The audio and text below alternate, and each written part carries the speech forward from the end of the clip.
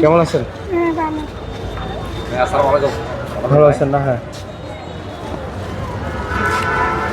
Shine ভাইরে দেখলাম, shine ভাই না, আমি আপনার সার্ভিস দিব না, এটা খুব ক্লিয়ার কাটালাম।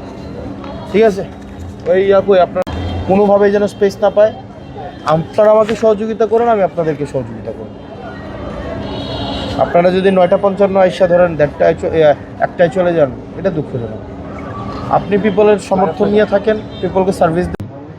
8:59 আসছে, কখন গেছে নাই। 9টায় একে আসছে নাই কখন, ওনারটা আবার আছে, ওনাদেরগুলো আবার নাই।